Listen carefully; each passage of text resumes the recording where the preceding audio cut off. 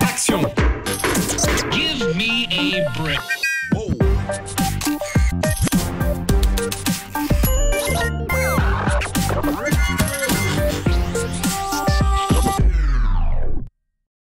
Bonsoir à tous et merci de nous rejoindre. Vous êtes bien dans votre émission culturelle Andemix. Avec nous ce soir, Siman Wenethem. Il nous fera l'honneur de sa présence. Depuis l'époque où il a foulé les bancs de l'école primaire, Siman a grandi dans ce milieu de la culture hip-hop. Chorégraphe, slammer et plus récemment comédien, on peut dire de lui que c'est un véritable caméléon dans le milieu. Avec lui, nous reviendrons sur son parcours avant d'en savoir plus sur ses différents projets à venir. Myriam Lepresse, c'est l'heure du sommaire. Au sommaire de votre émission, elle prépare un apéritif spécial danse au Centre d'Art. Tania Alaverdov nous dit tout sur son projet artistique. L'artiste plasticienne Romane Z répond aux questions de Déménée sur son exposition Femmes en résonance, place des Cocotiers. L'agenda culturel de la semaine, découvrez ce qui fait le buzz sur la toile dans l'œil du net, mais tout de suite, découvrez la nouvelle exposition de Laurence Lagabrielle, Chemin faisant. Artiste plasticienne et professeure d'art plastique calédonienne, Laurence Lagabrielle présente son exposition solo, le fruit d'1 an et demi de travail. Cette exposition s'appelle Chemin faisant. C'est en fait une exposition qui parle de chemin, mais qui parle aussi de cheminement, de l'acte de créer, de l'acte de réfléchir, et puis qui parle aussi de la manière dont on se déplace dans la vie. On pourrait dire ça comme ça. C'est-à-dire que pour moi, chemin faisant, c'est à la fois les choses telles qu'elles se passent au fur et à mesure, en fonction des rencontres, en fonction des chemins qui se proposent. Et c'est un peu tout ça qui est raconté dans les peintures qui sont proposées. C'est vrai qu'on a une gamme colorée qui est assez constante dans l'exposition et qui tourne autour de la couleur de la terre rouge, tout simplement parce qu'il y a de la terre rouge dans beaucoup des peintures. C'est vraiment la terre d'ici, la terre du sud que je récupère, que j'utilise, que je mélange à mes peintures. Et puis sinon des ocres, des couleurs naturelles. C'est vrai que je travaille essentiellement avec des couleurs qui sont celles de la nature, de la terre. Les techniques qu'on retrouve sont des techniques mixtes pour la plupart des tableaux ou des dessins présentés, c'est-à-dire que je mélange aussi bien de la peinture que du pastel à l'huile, du collage, du graphisme. J'aime bien en fait mélanger les techniques et les aspects.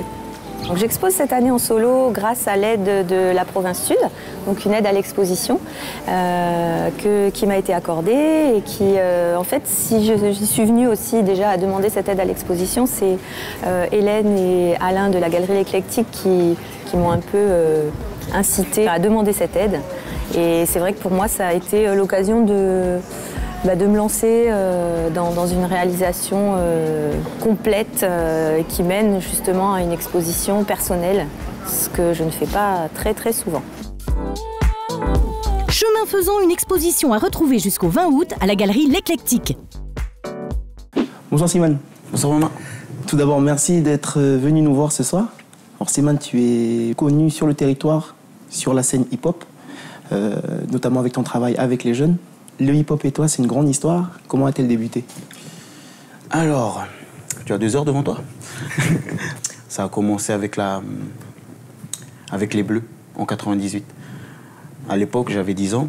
Et comme je vis à Rivière-Salée, un quartier assez connu pour les faits divers, à l'époque, je commençais à dériver et à partir dans ce mauvais chemin-là. Et mon grand frère m'a tout de suite rectifié, on va dire ça.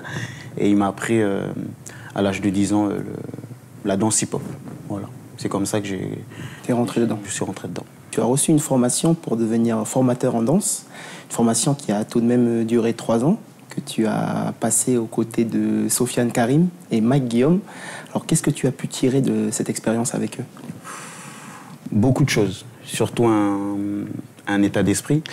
Depuis cette formation, j'ai développé un état d'esprit et une façon de voir les choses.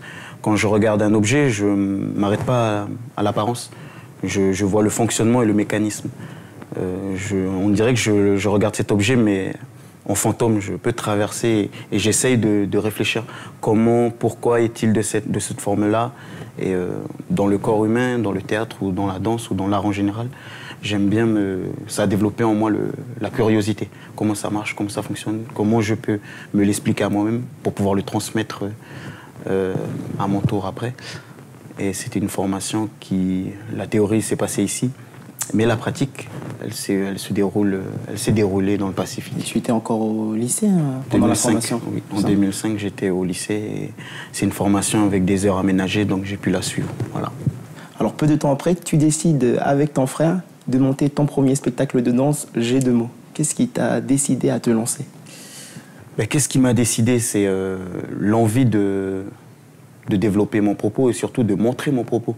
Parce que nous, les danseurs hip-hop, à la base, on est très démonstratif. Je sais faire des figures, je sais faire mon show, je débite des mouvements et tout. Pour une image simple, on sait présenter des lettres toutes belles, toutes jolies, plein de qualités, en relief, en 3D et tout. Alors que cette formation-là que j'ai suivie, elle m'a appris à mettre les lettres dans un ordre pour pouvoir délivrer un propos. Et avec mon frère, en sortant de cette formation, le premier danseur que j'avais sous la main, c'est mon frère jumeau. Et puis j'avais cette connaissance que je voulais utiliser tout de suite. Je fais, viens, on fait une création. Alors les choses vont s'enchaîner par la suite pour toi, parce que tu vas beaucoup être sollicité et tu vas beaucoup voyager, notamment dans le Pacifique. Et je suppose que tous ces déplacements sont riches d'apprentissage pour toi et surtout de rencontres. C'est le mot, tu as bien choisi le mot, c'est rencontre. C'est pas un parti pris. Je ne fais pas exprès de voyager, mais je suis tellement open que j'accepte les rencontres. Et les rencontres font que je rencontre des personnes qui me font partir. Et quand je pars, je rencontre des personnes qui me font revenir ou qui me font partir ailleurs. Donc, grâce aux rencontres et à l'échange surtout, une base qui me vient de ma culture et qui est une base de toutes les cultures, grâce à ça, je fais de belles rencontres et j'avance comme ça. Simone, es-tu amateur de danse contemporaine? Je suis amateur et je suis surtout un amateur de danse contemporaine. Je te propose d'aller à la rencontre d'une danseuse contemporaine, Tania Alaverdov. Bonjour, je m'appelle Tania Alaverdov, j'ai 26 ans et je suis danseuse et professeure de danse contemporaine. Danseuse, depuis l'âge de 4 ans, Tania Alaverdov intègre le Conservatoire de danse de Toulouse en 2003 pour étudier la danse contemporaine. Elle se formera ensuite au Centre de développement chorégraphique. Tout ça réuni donne beaucoup d'outils encore pour pouvoir ensuite aller sur scène, pour créer, pour improviser. Et puis permet de rencontrer des gens comme Alain Buffard, Robin Orlin, Christian Rizzo, des gens qui font partie du paysage contemporain. Et c'est toujours un plaisir de pouvoir partager quelque chose avec eux, de prendre ce qu'ils peuvent nous donner. Et voilà, à la fin de ces 2 années, je suis revenue en Nouvelle-Calédonie et j'ai retrouvé un mouvement plus naturel, plus brut. Ça veut dire que je trouve ici l'innocence du mouvement, chose qu'on a un petit peu perdue en Europe, où justement on va beaucoup plus vers des formes de performance, plus que du mouvement dansé. Donc j'étais contente de retrouver ça ici. Déjà quand j'étais petite, dans les cours de danse, j'appréciais les retours des profs, les retours positifs du public. Et ça me donnait envie de progresser, on m'encourageait, on me disait continue, il faut que tu continues, tu vas trouver une place plus tard en tant qu'artiste, en tant que danseuse, il faut continuer, il faut s'accrocher. Donc j'ai écouté et j'ai continué. 1, 2, 3, 4, 5, 6, 7, 8. 1, 2, 3, 4, 5. Ciel, sol, côté et on part. Je fais répéter mes élèves de l'école Art et Mouvement pour préparer l'apéritif du mardi 16 août au Centre d'Art. Alors j'ai choisi la chorégraphe Anne-Theresa de Kersmaker, une chorégraphe belge, et une chorégraphie plus spécifique parce qu'elle a fait beaucoup de chorégraphies différentes. Et celle sur laquelle je voulais travailler, c'est Rosas Danse Rosas. Moi j'ai choisi d'être accompagnée par un batteur, Johan Casalas. Et j'ai choisi aussi de changer un petit peu les mouvements. Donc je garde le principe de base de cette chorégraphie, les chaises, la répétition des mouvements, les canons, mais j'ai changé les mouvements. Donc voilà, l'apéritif se passera en 3 phases. La première phase où je parlerai de cette chorégraphe, de son travail. La deuxième, on présentera notre danse, notre façon d'interpréter sa chorégraphie. Et la dernière partie, ce sera à vous de danser. Je vous apprendrai des pas de danse qui font partie de cette chorégraphie et on s'amusera à les répéter, à les faire en canon, toujours accompagné de Johan à la batterie. Retrouvez la prochaine création de Tania Laverdov lors de l'Arpéritif au Centre d'Art le 16 août. Simane, tu vas participer au One Dance Festival avec le spectacle Yumi Danis de Richard Digoué et de Nicolas Mollet. Est-ce que tu peux nous en parler? Nicolas Mollet est un artiste audiovisuel. Il est là pour faire du mapping. C'est de la projection en images en 2D ou en 3D. C'est un caïd. Et Richard Digoué est le chorégraphe, directeur chorégraphe de cette pièce. Et moi, je suis là pour, bon, là encore, cette histoire de partage et de rencontres. Donc, j'ai accepté de participer à ce projet. On l'a créé au pied d'un volcan au Vanuatu, à Ambrim. Voilà, ça faisait très peur. Et on l'a créé pour un festival en Australie qui s'est passé l'année d'après dans un gros muséum à Brisbane. Et comme M. Soulard, le directeur artistique du Centre culturel Tshibahou, était là, ben, il nous a proposé de participer au One Dance Festival avec cette création-là. Ça fait plaisir de voir que les projets pour lesquels on a travaillé sont exportés comme ça à l'étranger. Oui, c'est une reconnaissance. Et moi, je reviens toujours sur le fait, quand je mène mes projets, c'est pour les rencontres et l'expérience qui arrive après. Simane, tu danses, tu slams, et puis tu es aussi collecteur pour la petite anthologie du slam en Nouvelle-Calédonie. Et pour couronner le tout, tu t'es lancé il n'y a pas longtemps dans la comédie. Alors comment tu en es arrivé là? Ben voilà, encore une fois, les rencontres et le partage. J'ai rencontré Sylvain Lornier dans un festival au Mont d'Or et il a aimé comment j'avais une facilité de déclamer mes textes et il m'a proposé de travailler avec lui. De travailler avec lui et d'être comédien. Donc, pourquoi pas, un nouveau défi à relever. Et hop, me voilà avec Erwan Botrel, Marité Siwen et moi-même pour jouer une pièce de théâtre qui s'appelle Parole de Thio. Et j'aimerais le soulever, comment il a été créé cette pièce de théâtre. Pendant 3 ans, Sylvain a collecté des témoignages, des histoires, des anecdotes. Et après, avec ce travail-là, il nous a laissé en création. Moi, Fly, Erwan, Marité, pour développer des histoires. Et moi, j'écrivais des textes. Et de fil en aiguille, il me demande de faire des textes par rapport à ça. Et après, mais tu veux pas jouer? Et moi, voilà, un défi à relever. OK, why not? Simane, avant de te retrouver dans une dernière partie d'émission, je te propose qu'on aille retrouver Déméné et s'est rendu à la place des Cocotiers pour assister à l'exposition Femmes en résonance de Roman Z. Bonsoir à tous, heureux de vous retrouver. Vous souvenez-vous de l'exposition qu'il y a eu autour de la place des Cocotiers, celle de Thierry Mangin avec la phrase choc « Je suis une âme d'expression massive ». Et bien dans le même espace, enfin quasiment, en face du kiosque à musique, une nouvelle expo vient de débuter cette semaine. Du street art. C'est ce que nous propose Roman Z avec Femmes en résonance. Et c'est une expo qui va nous parler des femmes du pays. Je vous propose qu'on aille la retrouver pour qu'elle nous en dise un peu plus. C'est parti. Bonjour Roman. Bonjour.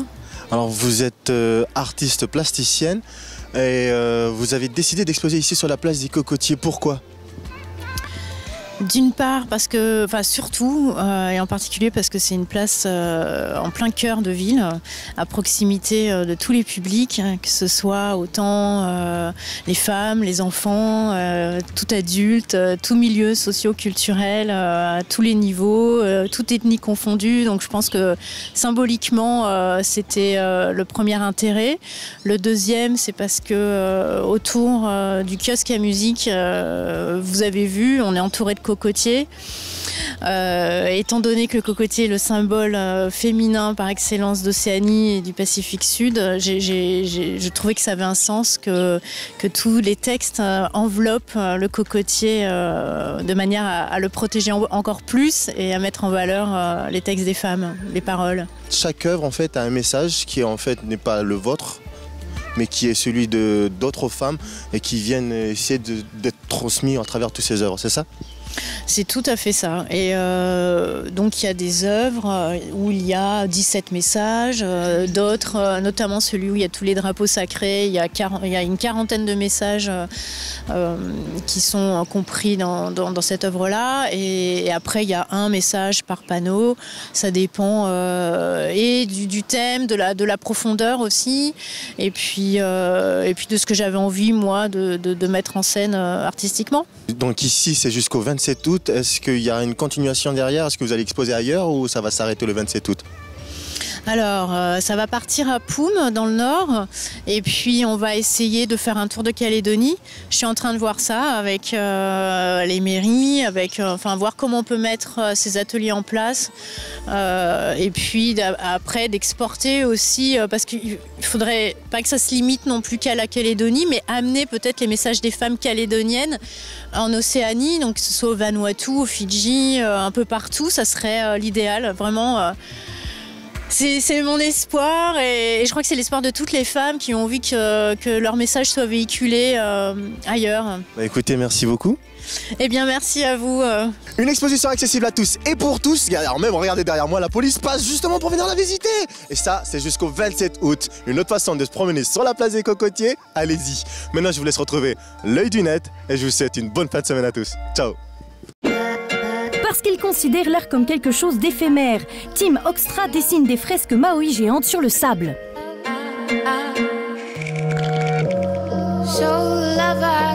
L'artiste américaine Alexa Mead crée des peintures à même le corps. En peignant des portraits sur des corps humains, l'artiste fige son modèle devant une toile pour un effet de tableau en 2 dimensions.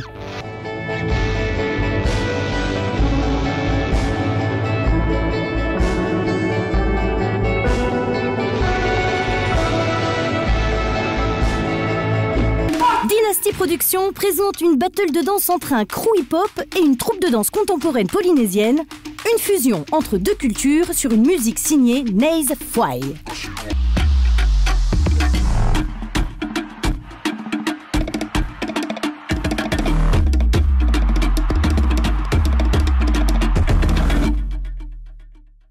Alors Simone, qu'est-ce que tu en as pensé de cette exposition? Et pas mal le reportage. Il a dû se démener pour le faire. Alors Simone, comment peut-on faire pour te suivre pour ceux et celles qui le désirent? Sur les réseaux sociaux, faut rester connecté. Simone Wi-Fi ou sinon Simone, ma page artiste officielle. Alors Simone, plus personnellement, quels sont tes projets à venir? Je prévois de faire un one-man show. Et de mes précédents voyages dans le Pacifique, j'ai découvert un concept qui s'appelle le performing art. C'est la faculté de rassembler toutes les pratiques artistiques dans un spectacle et de délivrer notre propos. Et j'aimerais bien le faire. Rassembler tout ce que je sais faire et développer...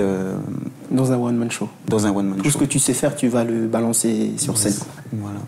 Et un autre projet à venir, c'est un album de slam avec Terence Chevrin, dont je fais une dédicace, et Loïc Bredolez. Simone, avant de se quitter, je te propose qu'on découvre ensemble l'actualité culturelle du pays, et c'est tout de suite dans l'agenda. Venez découvrir l'exposition Transparence de Justine Colombe avec ses photographies. C'est à la galerie La Belle Image et c'est jusqu'au 27 août. On continue encore en exposition avec les peintures, dessins et photos de Florence Guyenne et de Jules Malocco. C'est au Centre culturel du Mont d'Or et vous avez encore jusqu'au 13 août. La mairie de Nouméa et le Kiwani Club offrent 2 représentations gratuites de la pièce Vacances de rêve et c'est les 12 et 13 août. La compagnie Le Comte des Tomates vous présente son spectacle Le Petit Collectionneur. C'est au Centre d'Art et c'est du 17 au 28 août.